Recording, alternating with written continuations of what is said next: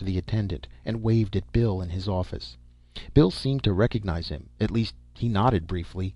No sense trying to talk, not in this sullen subterranea filled with the booming echo of exhausts, the despairing shriek of brakes. Headlights flickered in the darkness as cars whirled past, ascending and descending on the loading platforms. The signal systems winked from the walls, and the tires screeched defiance to the warning bells. Old-fashioned theologians, Harry remembered, used to argue whether there really was a hell, and if so, had it been created by God or the devil. Too bad they weren't around today to get an answer to their question. There was a hell, and it had been created by General Motors. Harry's temples began to throb. Through the blurred eyes he saw the attendant beckoning him down the line to a platform marked Checkout Number 3. He stood there with a cluster of others, waiting. What was the matter with him today, anyway? First the headache, and now his feet were hurting. Standing around waiting, that's what did it. This eternal waiting. When he was a kid, the grown-ups were always complaining about the long 7-hour workdays and how they cut into their leisure time. Well, maybe they had reason to gripe, but at least there was some leisure before work began or after it was through. Now that extra time was consumed in waiting, standing in line, standing in crowds, wearing yourself out, doing nothing. Still, this time it wasn't really so bad. Within 10 minutes the light blue Pax rolled up before him. Harry climbed in as the attendant slid out from behind the wheel and prepared to leave. Then a fat man appeared, running along the ramp. He gestured wildly with a plump thumb. Harry nodded briefly, and the fat man hurled himself into the seat beside him and slammed the door. They were off. Harry read the signals impatiently, waiting for the green "Go." The moment he saw it, he gunned his motor and got the car up to 22 and zipped away. That's what he liked. That's what he always waited for. Of course it was dangerous, here in the tunnel system under the garage, but Harry always got a thrill out of speed. The Pax could do 35 or even 40, probably on a theoretically open road. Still, 22 was enough to satisfy Harry. He whizzed up the ramp, turned, headed for the street level, then braked and waited for the signal to emerge. Harsh sunlight pierced the smog, and he felt his eyes watering. Now the street noises assailed his ears, the grinding of gears, the revving of motors, but at least the total volume was lower, and with the windows tightly closed against the acrid air, he could hear. Turning to the fat man beside him, he said, "Hello, Fraser. What's the urgency?" "Got to get downtown before 11, the fat man answered. "Board meeting today, but I forgot about it. Knew I wouldn't have time to wait for the car, and I was hoping I'd find someone who'd give me a lift. Lucky for me that you came along when you did." Harry nodded, but did not reply. At the moment he was trying to edge into the traffic beyond. It flowed, bumper to bumper, in a steady stream, a stream moving at the uniform and prescribed rate of 15 miles per hour. He released his brakes, and the Pax nosed forward until a truck sounded its horn in ominous warning. The noise hurt Harry's head. He winced and grimaced. "What's the matter?" asked Fraser. "Headache," Harry muttered. He menaced a Chevy Soto with his bumper. "Damn it, I thought they didn't allow those big 4-passenger jobs on this arterial during rush hours." Gradually he managed to turn until he was in the right-hand lane. "There," he said, "we're off." And so they were, for all of 3 minutes, with the speed set at 15 on autopilot. Then a signal went into action somewhere up ahead, and the procession halted. Harry flicked his switch. As was customary, horns sounded indignantly on all sides, a mechanical protest against a mechanical obstruction.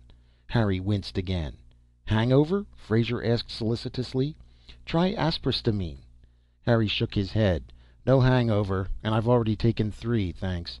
Nothing does any good, so I guess it's just up to you." "Up to me?" Fraser was genuinely puzzled. "What can I do about your headaches?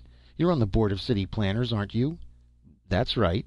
"Well, I've got a suggestion for you to give them. Tell them to start planning to drop a couple of heavy thermonukes on this area. Clean out 20 or 30 million people. We'd never miss them." Fraser chuckled wryly. "I wish I had $1 for every time I've heard that suggestion." Ever stop to think why you hear it so often? It's because everybody feels the same way. We can't take being hemmed in like this. "Well, a bomb wouldn't help you. You know that." Fraser pursed his lips. "Robertson figured out what would happen, with the chain reaction." Harry glanced sideways at his companion as the car started forward once again.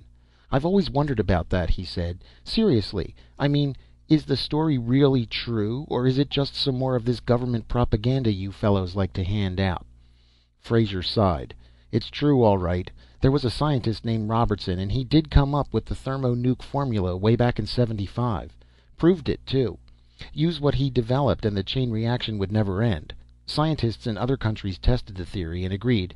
There was no collusion. It just worked out that way on a practical basis. Hasn't been a war since. What more proof do you want?"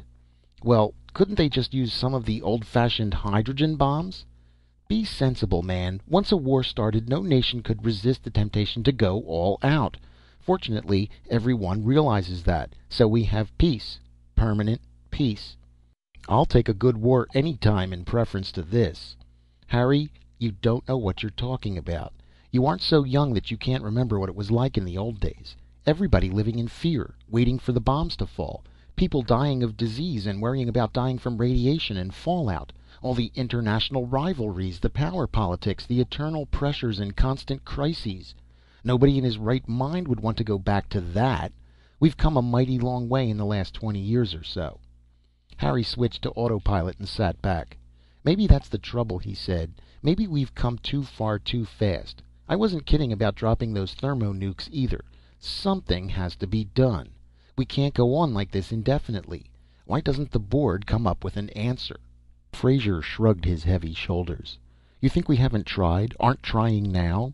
We're aware of the situation as well as you are, and then some. But there's no easy solution. The population just keeps growing, that's all.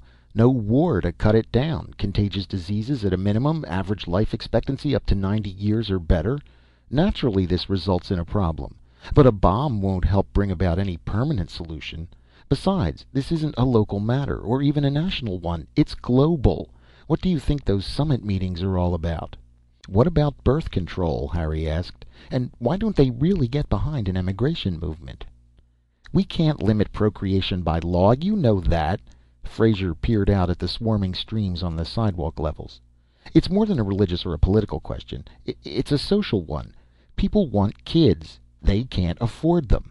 Besides, the Housing Act is set up so that having kids is just about the only way you can ever get into larger living quarters."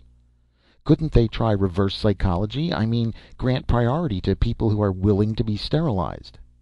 "They tried it, on a limited experimental scale, about 3 years ago out on the West Coast." "I never heard anything about it." "Damned right you didn't," Fraser replied grimly. "They kept the whole project under wraps, and for a good reason. The publicity might have wrecked the administration." "What happened?" "What do you suppose happened? There were riots. Do you think a man and his wife and 3 kids living in 3 rooms liked the idea of standing by and watching a sterilized couple enjoy a 4-room place with lawn space? Things got pretty ugly, let me tell you. There was a rumor going around that the country was in the hands of homosexuals. The churches were up in arms, and if that wasn't bad enough, we had to face up to the primary problem. There just isn't enough space. Not in areas suitable for maintaining a population. Mountains are still mountains, and deserts are still deserts. Maybe we can put up housing in such regions, but who can live there? Even with decentralization going full blast, people must live within reasonable access to their work. No, we're just running out of room." Again the car halted on signal. Over the blasting of the horns, Harry repeated his query about emigration. Fraser shook his head, but made no attempt to reply until the horns had quieted and they were under way once more. "As for emigration, we're just getting some of our own medicine in return. About 80 years ago we clamped down and closed the door on immigrants. Established a quota. Now the same quota is being used against us, and you can't really blame other nations for it. They're facing worse population increases than we are. Look at the African Federation, and what's happening there in spite of all the wealth. And South America is even worse, in spite of all the reclamation projects. 15 years ago, when they cleared out the Amazon basin, they thought they'd have enough room for 50 years to come. And now look at it. 200 million. That's the latest figures we've got." "So what's the answer?" Harry asked. "I don't know. If it wasn't for hydroponics and the ag culture controls, we'd be licked right now. As it is, we can still supply enough food, and the odd supply and demand takes care of the economy as a whole. I have no recommendations for an overall solution, or even a regional one. My job The board's job is regulating housing and traffic and transportation in Chicago. That's about all you can expect us to handle."